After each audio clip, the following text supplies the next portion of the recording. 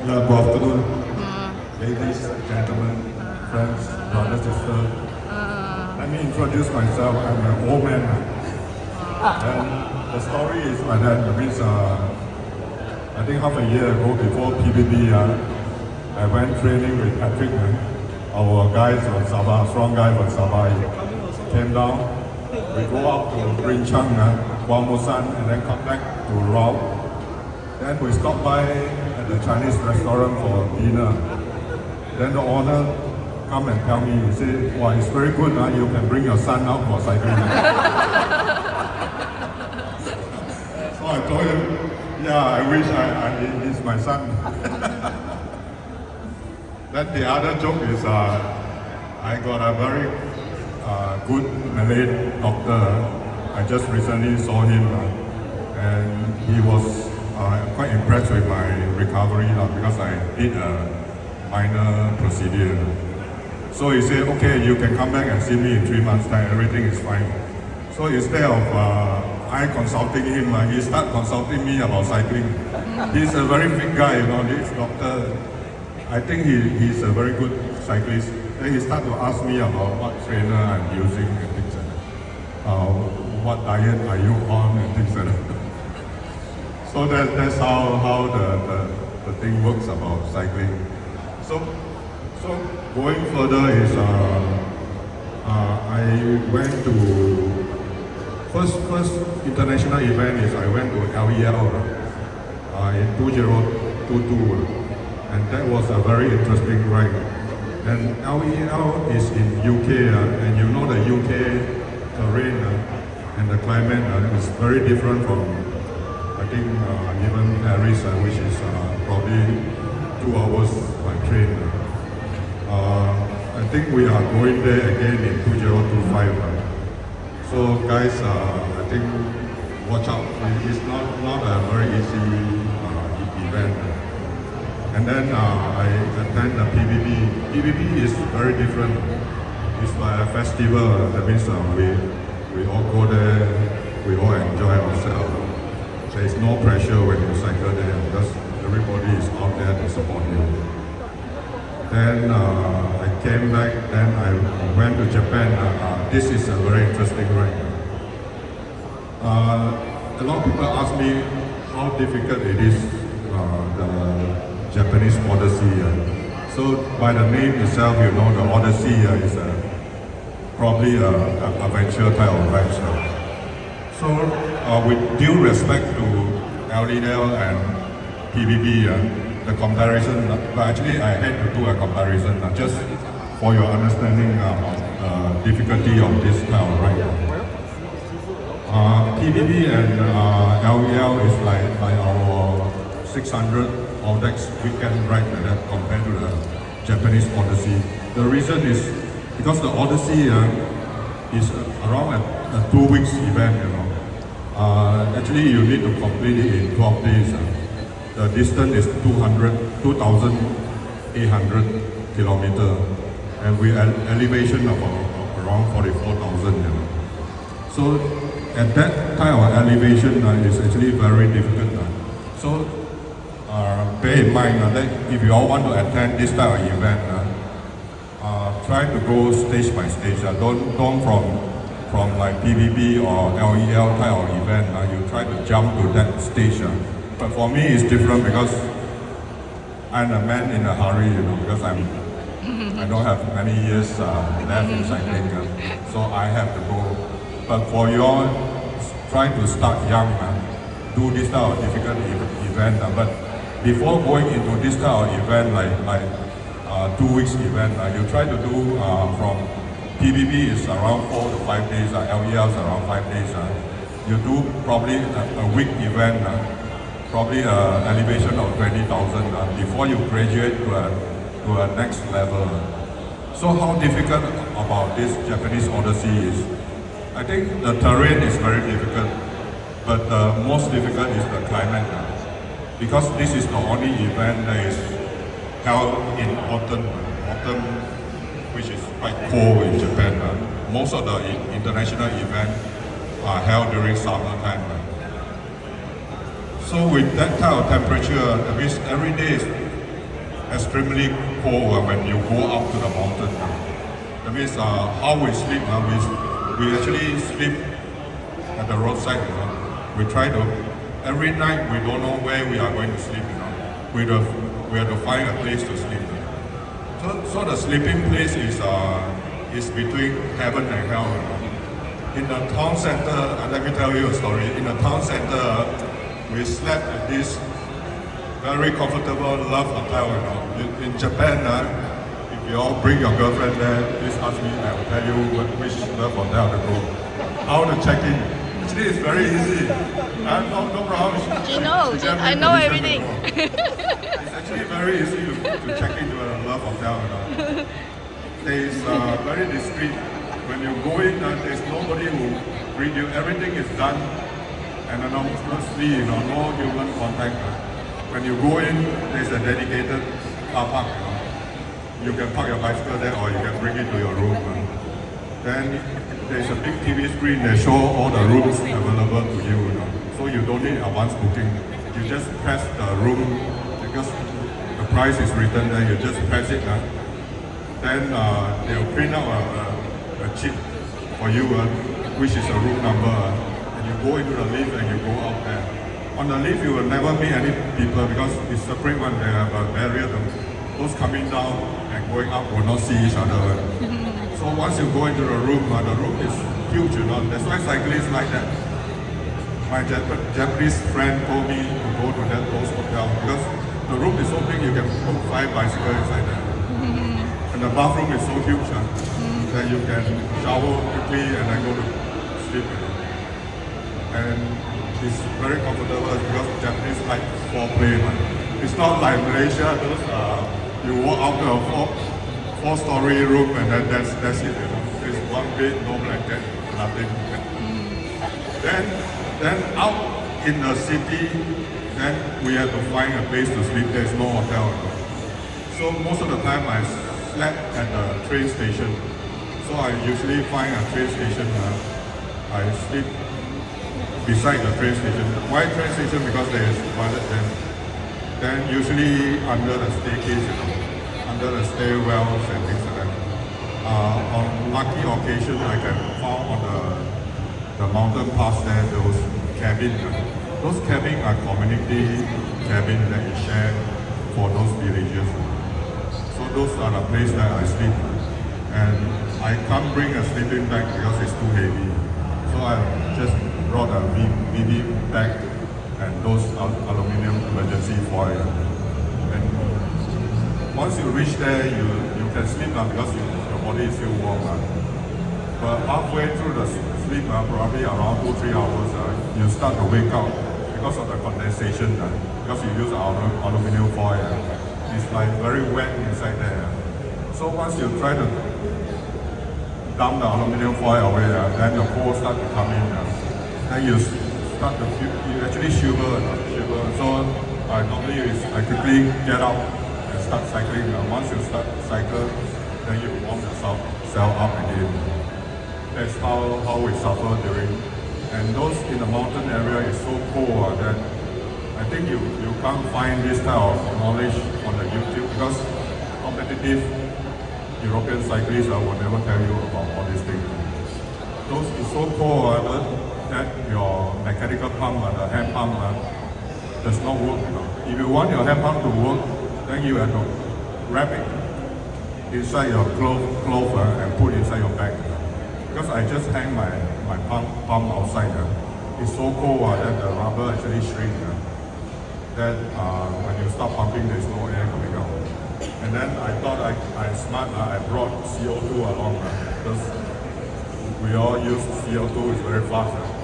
Up in those mountain areas, it's so cold that only liquid come out. My pee is actually stronger than that. I thought, what happened? My valve spoiled or what? Actually, I checked. Only those liquid come out. So it can't be used. Luckily, the only thing that works is the Cyplus, the electrical pump. Your mobile phone, your lights, all this under cold temperature is not a problem.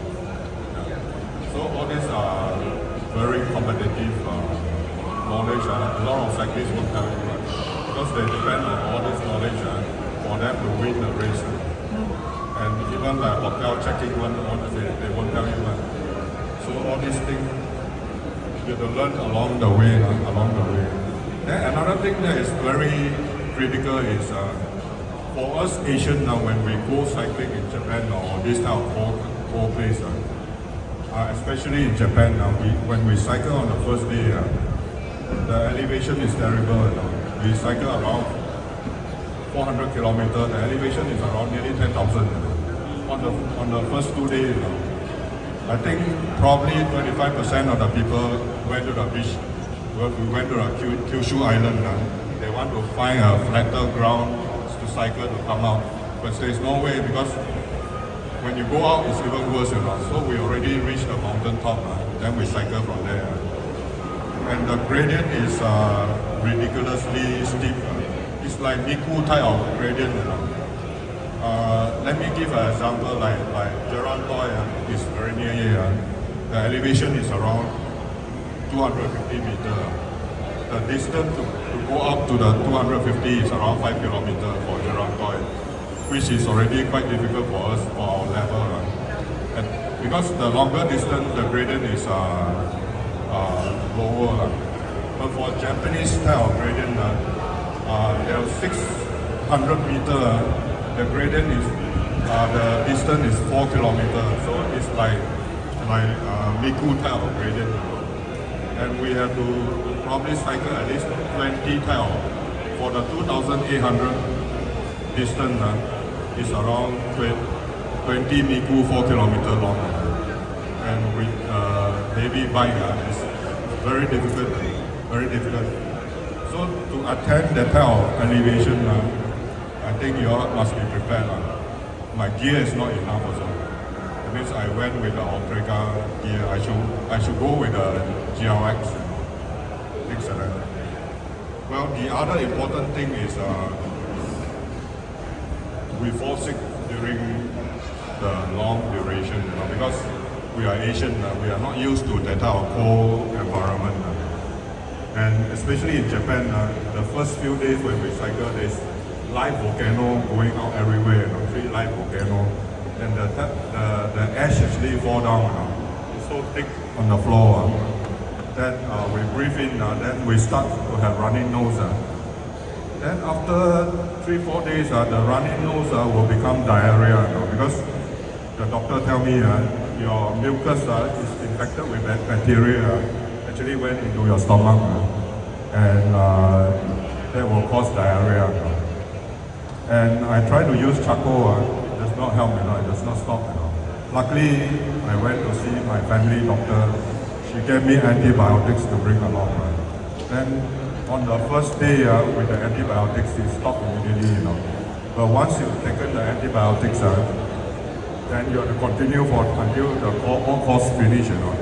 But as you know, antibiotics they have side effects. It make you a bit tiring. So that is the thing we have to bear with. So another issue that we face, but Japan is a very nice country. Not talking about it's very difficult over there, but it's a very safe country. The people are very nice. The roads are fantastic, and we actually can cycle in Japan. How it works, everybody has the right to share the road with a big truck and all the cars. So we even can ride into a tunnel. The tunnel is very long, and it's a great experience for you all to cycle inside a tunnel that is around probably 6 times the Genting type of tunnel, the Karak tunnel, 6 times of that. And it's very noisy inside there. When you cycle, if you are not used to it, you actually frighten the hell out of it. It's like a plane taking off beside you. It's so noisy inside there. The people are very nice there. That means even those, what we eat is we eat in those like 7-Eleven, Family Mart, Lawson. Those are in the town areas, suburban area. When you go into the mountain, you have to bring all the food along. There's nothing up there. Even villages, there's no coffee shop, nothing to eat. No drinks, nothing. So everything you have to bring along. So the people are very nice. There's nobody in Japan going to rob you. That means my personal experience. I park the bike. Let's say like this shopping center. I park the bike here. I go up on the third floor to buy those inner tube. And come down 15 minutes later. Nobody will steal your bike. Because Japanese don't. Even you lost your phone, you can get it back anytime. So that's the good thing about Japan. But there's few mistakes that I make on this trip that I would like to share with you all so that you all can learn. The biggest mistake I make is because this type of adventure type of ride, they only give you points and compulsory route to take. That means you have to create your own route, You have to join out all these dots, So what I did is I used Komoot, Komoot is very popular worldwide. But actually the Komoot don't understand that Japanese can cycle on the highway and inside the tunnel. But in Europe, you cannot cycle on the highway and tunnel. You have to go to the mountain. So this Komoot gave me all the routes to the mountain, And the mountain is terrible, the gradient is terrible. And most of the time, the Japanese mountain, because people don't cycle, is very difficult to cycle. So they don't maintain the road. Those roads is for the ski resort, they maintain it once a year only. So when I go up there, there's always a road closure. Then I have to waste a lot of time finding the roads to come down, which road. And there's no mobile service up there. And the other thing is, he gave me some of the road that was destroyed 3-4 years ago. So it's at night, I can't go back up again because it's very high up in the mountain. So I have to sleep beside the river for the next morning. When the light come out, then I have to find my way out, alternative way out. So these are the mistakes that I make. So the next time if I go, definitely I will go again. This time I will use probably Google Map and few other maps to decide my route and then check with the people surrounding there. That is one thing. Then the other mistake I make is I thought Japan is a very advanced country. I don't need to bring a spare tire, but I'm wrong. Because the shop owner tell me that what they sell is mostly commuter type of tire. Those people cycling to the station, from the house to the station. And the inner tube, they sell is with very short stem. So it's very important that when we go overseas to cycle, we bring the valve extender. So a lot of people don't tell you you go to YouTube, nobody will tell you the pro won't tell you to bring because they themselves brought it. They know. Because you can easily buy inner tube with very short stem. For those like carbon rim, you need around 60, 70. If not your palm cannot grip it to palm. So you need to extend it. So that's a lesson that I learned. My tire broke puncture during weekend. So I wasted 2-3 days to find a new tire to fix on. So these are the few lessons that I make, the mistake I make during this trip. Well, that's all about it. If you all have any questions, then you can.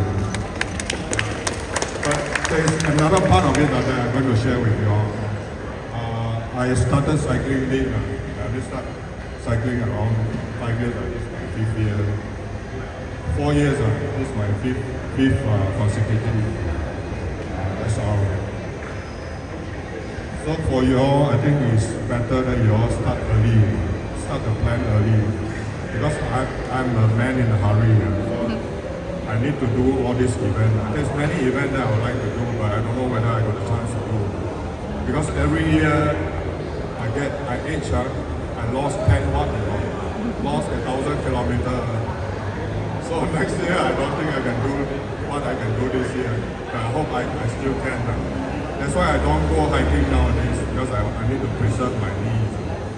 Because if I go hiking, if I injure my leg, it will take a long time to heal. So I think for you all, don't make the same mistake as what I made. Start very late. Start early. Let's say you're 40 years old, 50. Start like PBP, LEL, start first, Then probably Isan, like LRM 2000, which I'm going this year. Then you all should attempt all this stuff. Then there's a lot of European bikepacking kind of trip around probably a week's type of journey. Then you all try to do that before going into those transcontinental or the Japanese Odyssey. Even the transcontinental, probably the elevation not as bad as what the Japanese Odyssey. And the Japanese Odyssey, I forgot to tell you one thing, is they have very bad roads. Certain area that purposely create some bad road for you. Those are gravel roads. Those gravel roads during autumn, the leaf cover the whole road. You actually can't see what is underneath. Actually, I cycle, I fall down a few times. There's big rocks underneath. Right across. You cannot climb the big rocks, you fall down. And then the next moment, the tire also puncture. It's a pinch puncture. So the type of bike you bring to those adventure ride is very different from what we cycle in the Audax. So those are the things that we learn. And coming back to my cycling career, so now what I need to do is I need to plan carefully, because I need to do an expedited plan. Expedited plan means I need to do 3 events a year just to cover all the popular rides around the world, like Trans-America. Trans-America probably I'm going in June. This one is 6,800. So I try to go to USA this year, because next year I'm going to Europe, LEL 2025. Probably I will do the transcontinental there, so together 2 events because of logistics. Then after that, probably I will go slow on the road bike, go into mountain biking. Then I try to do those off-road type of rides. Probably off-road type of ride is more suitable for all men. You don't need to go at high speed. What you need is you need to do climbing. So that's my plan. Plan early, gentlemen. Trust me, it means time pass, you can never regain back. Because if you age like my age, once you are injured, it's very difficult to heal. Yeah, the Japanese Odyssey, I jump back again. The reason why the 2 weeks ride is so difficult, actually you got, after the 5th day, spiritually you will be affected. It means the hallucination and illusion will set in. You know what is hallucination? When you go up to the mountain at night, you can see things, you can see ghosts, all these things, So if I'm not prepared, probably I'll be the first one to take a bullet train back, So this type of ride, adventure ride, is not for faint-hearted people. You must be strong, mentally strong. But luckily, my illusion is all about good things, very happy thing, Actually, it's more about Goldilocks and 3 bears. Goldilocks and 3 bears. I did saw real bears, when I start cycling. When I come downhill, I make a turn. I saw 2 bears. The bears also surprised to see me. One is a male, one is quite obese, you know. He start looking at me, I look at him, he start to run to the side, you know, things like that. So it's a very nice thing to experience, you know. Luckily, the hallucination is a good thing to me. I never experience bad thing, you know. I never see those things. And my friend experienced that. He said he saw ghosts. And he's so scared until he nearly pee nearly come out, you know. But actually, I'm lucky. I experienced all the good things. So actually, I saw a group of family, an old man and a grandfather, grandmother, and 3 young kids on the bush there. You know. They are very happy, like heaven like that. They are sitting down there. You know. When I go near, it's just a bush only. So this is because hallucination. How it works is you lack of sleep, then your mind start to go haywire. When you see something, the light or shadow, you start to imagine. You know. So you always imagine things that you are familiar. Let's say if you saw a lot of ghost movie, then your hallucination will become ghost. But luckily I didn't see a lot of ghost movie. I'm familiar with Goldilocks and 3 Bears because my daughter's favorite. So I saw a lot of those things. So my hallucination is all about those things. So it's actually very jovial for me. I go there, I laugh, you know, what is this? Then when I saw a mountain, a cabin, you know, so I'm very lucky. I found a cabin, a warm cabin that I stay in. Then I look next door. There's a beautiful lady there, you know, Victorian lady with the type of Victorian head, and the dress. You can see it because it's quite windy, flying around. Yeah, but I'm very tired, I got no time for that. So I went to sleep. When I wake up, she's still there. So I go over there, I see it's just a light post with the light. I laugh, you know. Then also, at one place when I stopped, I'm quite hungry. I suppose there's somebody chopping down there. I go there nearer. It's actually a tree, a bush, nothing there. So another thing is you also hear voice because it's very cold, you know, we have to wear those ski masks. And when you wear ski masks, there's echo, you know. So when you start cycling and mentally you are not very stable, you hear noise, you hear familiar noise, you know. And I hear like there's a mosque, you know, prayer going on. Then I look around. Mosque. In Japan, where got mosque? So you actually hear this kind of thing. You can hear your wife nagging at you and this kind of. You always hear familiar noise, sound. You won't hear those sounds that you are not familiar with. So hallucination is all about something that is familiar to you. You know. That's why people when they are depressed, they are depression, they don't sleep. This thing will come in. So if your friend got this kind of depression, they don't sleep, they see ghosts and things like that, then you have to tell them, I also see ghosts. You are not the only one that see ghosts. The reason you see ghosts is because you don't sleep. That's why when these people depression, they go to see a psychiatrist, the psychiatrist give them medicine to sleep. Once they sleep, they recover. Even I tell my son is a junior doctor. I say start seeing things and things. He asked me after how many days. He said 5 days. Then he said on the 4th day you better go and sleep. Then you won't have this type of problem because your body will reset. Once you sleep well, the next you will take another 4 days for this type of thing to happen again. So it come back is for my age. That means for your age also. That means you all need to start to plan early.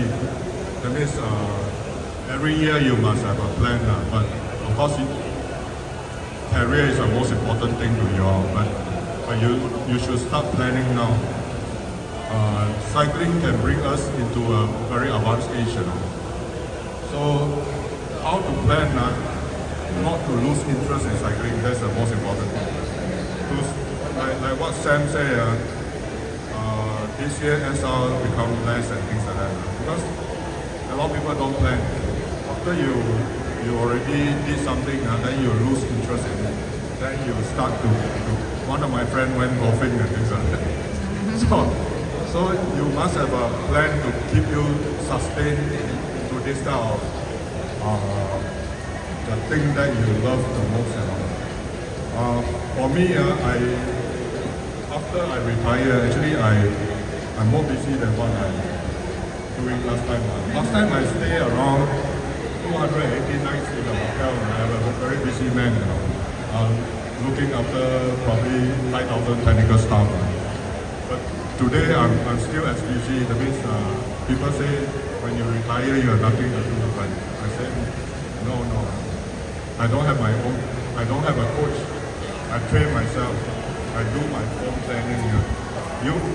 For you to sustain a cycling career, every year you must have some goals to achieve. You have to plan some rides locally and internationally, so that you don't lose interest in it. Why internationally? Because international events are very difficult, and you learn a lot of things. Cycling is not about you can copy from one another. It's not. You go out there and experience yourself. It's all about problem solving cycling. Every time, no matter how experienced you are, you go out, you face problem, then you must find everything can be solved. There's nothing. There's a lot of people willing to help you. So you just open your mouth, people will help you. So you start to plan. Let's say like what I did is I have an expedited plan. So I plan this year I got 3 events. Next year probably I got 3 events. My most critical event are Trans-America, Transcontinental, and Indo-Pacific. Indo-Pacific is from Perth to Sydney. Those are the highlights. So probably after all these tar surface type of event, then if I'm still healthy, I will go off-road. I'll go off-road into those very rugged type of terrain. So any question that anybody want to ask?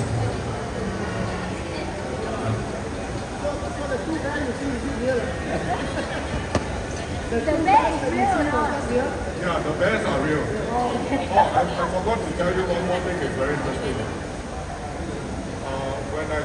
When I cycle, up in the mountains, I'm alone, But subconsciously, there's always like somebody beside you, Somebody cycle with you. He's my cycling buddy, like that. And I even stop and wait for him, Then I scold myself. I say, Ling, what the heck you are doing here?